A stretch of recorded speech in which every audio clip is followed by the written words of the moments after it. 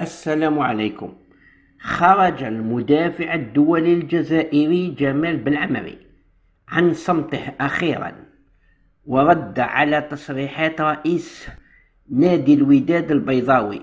وكان بلعمري قد وقع عقدا مع نادي الوداد المغربي، إلا أنه غادر الفريق ولم يلعب معهم أي مباراة.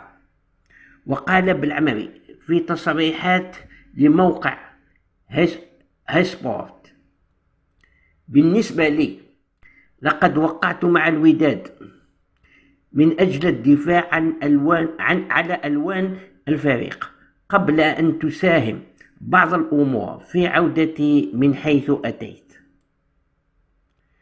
وتابع: لا أريد الرد على تصريحات سعيد الناصري بخصوص موضوعي مع الوداد، لأنني لا أحبذ الدخول في الأخذ والرد في التصريحات.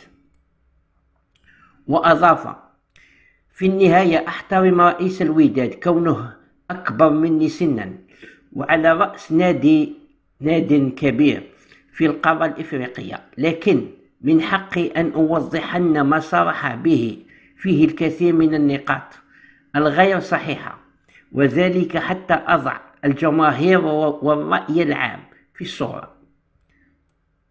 وتابع قائلا: لا يمكنني أن أتقبل بعض الأمور التي من شأنها أن تمس شخصيتي كلاعب محترف. تواصلت مع رئيس الفريق لكنه لم يكن يرد على اتصالاتي. كنت أتمنى أن أجد ظروفا أفضل لأن الوداد فريق كبير.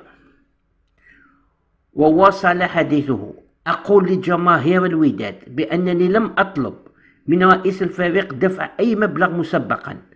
رغبتي كانت اللعب لهذا الفريق، ودفعت ثمن تذكرة السفر من مالي الخاص. وعندما وصلت إلى الوداد وجدت العديد من الأشياء التي لم تعجبني، كما أنني لم أتناول وجبة غداء أو عشاء مع رئيس النادي كما ذكر. وأضاف بالعمري: كل ما يقول على مواقع التواصل الاجتماعي غير معقول. أنا لاعب محترف. بعدما سافرت إلى الجزائر طلبت من رئيس الوداد أن يسمح لي بالتوقيع مع شبيبة القبائل، فطلب مني أن أوقع على عدم المشاركة في مواجهة الفريقين ذهابا وإيابا في دوري الأبطال. وافقت على الأمر وأرسلت له مراسلة موقعة، وبعدها لم يعد يرد على اتصالاتي ولم يوقع على فسخ عقدي. أنا أحترمه وأحترم رأيه، لكن كان عليه أن يقوم بتسوية الوضع معي بكل ود.